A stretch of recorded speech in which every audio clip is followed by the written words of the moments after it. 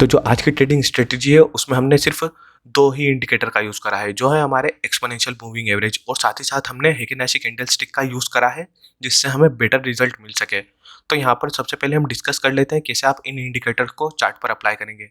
तो चार्टिंग के लिए यहाँ हमने ट्रेडिंग व्यू का प्लेटफॉर्म यूज़ करा है। ये एक फ्री सॉफ्टवेयर है। आप चाहें तो इस स्ट्रेटेजी को ज़ीरोधा और अपस्टॉक पर भी यूज़ कर सकते हैं। तो जैसे ही आप इंडिकेटर के ऑप्शन पर क्लिक करेंगे तो यहाँ पर सिर्फ आपको ईएमए लिखना है। तो जैसे ही आप ईएमए लिख देंगे तो यहाँ पर जो मूविंग एवरेज एक्सपोनेंशियल आ रहा होगा, आप इसको 2 बार क्लिक कर दीजिए, क्योंकि हम यहाँ 2 एक्सपोनेंशियल मूविंग एवरेज का यूज़ कर रहे हैं। और उसके बाद यहाँ पर आपको कैंडलस्टिक पर आना है, और कैंडलस्टिक आने पर आपको यहाँ पर हेकिन-आशी है, हेकिन-आशी पर क्लिक कर देंगे तो कुछ इस प्रकार की हेकिन-आशी कैंडल प्लॉट हो जाएगी। अब हम थोड़ी इंडिकेटर में सेटिंग कर लेते हैं जिससे हमें आज की इस ट्रेडिंग स्ट्रेटेजी का रिजल्ट हो सके। तो सबसे पहले जो हमारा 9 ईएमए है, 9 ईएमए पर क्लिक करने के बाद यहाँ पर आपको इनपुट पर आकर देखना है इसकी लेंथ 9 हो। बाय डिफ़ॉल्ट तो यहाँ 9 ही होती है। उसके बाद आपको यहाँ स्टाइल्स पर आना है। स्टाइल्स पर आने के बाद आपको यहाँ पर कलर पर इसे ग्रीन कर देना है, और जो लाइन की थिकनेस है, आपको लाइन की थिकनेस थोड़ी बढ़ा देनी है। और वही जो हमारा सेकंड एक्सपोनेंशियल मूविंग एवरेज है, आपको उसकी सेटिंग पर क्लिक करना है, और उसके बाद आपको यहाँ इनपुट पर आने के बाद यहाँ पर आपको 9 की जगह 18 करना है, और यहाँ पर आपको स्टाइल्स पर आना है। स्टाइल्स पर आने के बाद आपको इसका कलर रेड कर देना है और लाइन की थिकनेस बढ़ा देनी है ताकि ये स्क्रीन पर इजीली विजिबल हो जाए। और उसके बाद हेकिन-आशी कैंडल तो आपने अपलोड कर ही दी है, तो कुछ इस प्रकार का आपको ट्रेडिंग सेटअप मिल जाएगा।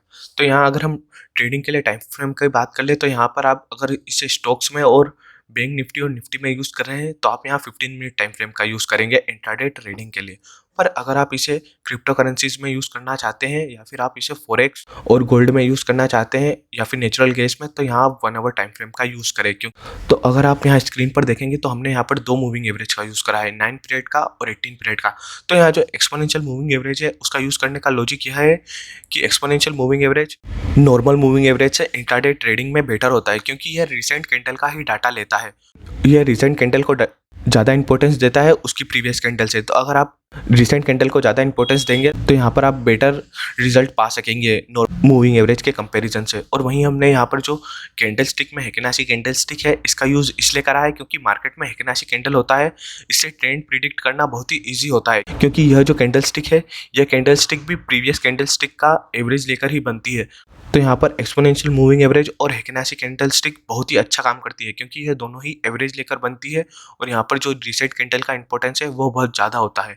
तो जो हेकिन-आशी कैंडलस्टिक है वो ट्रेंड प्रिडिक्शन में भी मदद करती है, और यहाँ पर रिसेंट कैंडल का भी बहुत ज़्यादा इंपॉर्टेंस होता है। तो जब भी आप देखेंगे कि मार्केट में जब हेकिन-आशी कैंडलस्टिक रेड कलर में बनती है और ट्रेंड स्ट्रॉन्ग होता है, तो यहाँ आप देख सकते थे कि आपको कितना अच्छा क्लियर ट्रेंड मिल जाता बिना नॉइस के। और वहीं उसका अपोजिट बाइंग में भी होता है। तो यहाँ आप देख सकते थे कि बाइंग का भी अगर आप ट्रेड लेते तो आपको यहाँ पर क्लियर बाइंग का ट्रेंड मिल जाता। तो हेकिन-आशी से ट्रेंड प्रिडिक्शन बहुत ही ईजी हो जाता है। अब चलिए हम बात कर लेते हैं बाइंग के रूल की, और उसके बाद हम देख लेंगे सेलिंग के ट्रेड।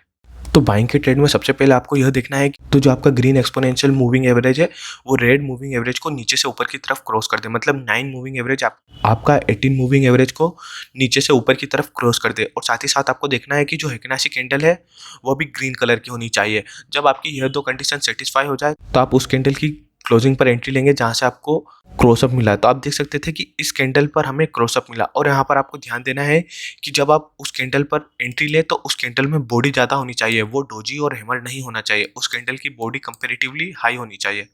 तो आप सेम कैंडल की ही क्लोजिंग पर एंट्री लेंगे, और आप सेम कैंडल के ही लो को स्टॉप लॉस रख के यहाँ पर आप जो टारगेट है यहाँ पे आप 1:3 का टारगेट रखेंगे।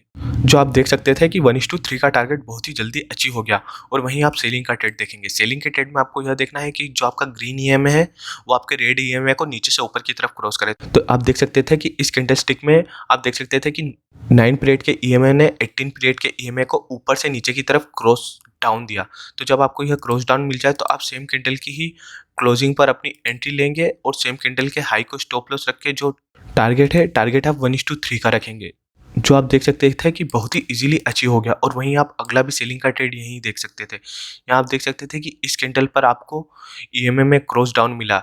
9 पीरियड ईएमए ने 18 पीरियड के ईएमए को ऊपर से नीचे की तरफ क्रॉस डाउन दिया। तो जब आपको यह क्रॉस डाउन मिल जाए तो आप देख सकते थे कि आप सेम कैंडल के ही क्लोजिंग पर एंट्री लेते और सेम कैंडल के हाई को स्टॉप लॉस रख के 1:3 का टारगेट रखते। जो आप देख सकते थे कि आपको चौथी ही कैंडल में 1:3 का टारगेट अचीव हो गया। तो यहाँ आप देख सकते थे कि हमें लगातार 3 प्रॉफिटेबल ट्रेड 1:3 के ईजिली अचीव हो गए। और वहीं आप बाइंग का एक और ट्रेड देख सकते थे। यहाँ आप देख सकते थे कि इस कैंडल पर हमें क्रॉसअप मिलने लगा, तो हम इस कैंडल की क्लोजिंग पर एंट्री लेंगे, सेम कैंडल के ही लो को स्टॉप लॉस रख 1:3 का टारगेट रखेंगे, जो आप देख सकते थे कि हमें थर्ड कैंडल पर ही इजीली अचीव हो गया। तो यह बहुत ही एक क्विक स्ट्रेटेजी है जहां पर आपको 1:3 का भी प्रॉफिट मिल जाएगा।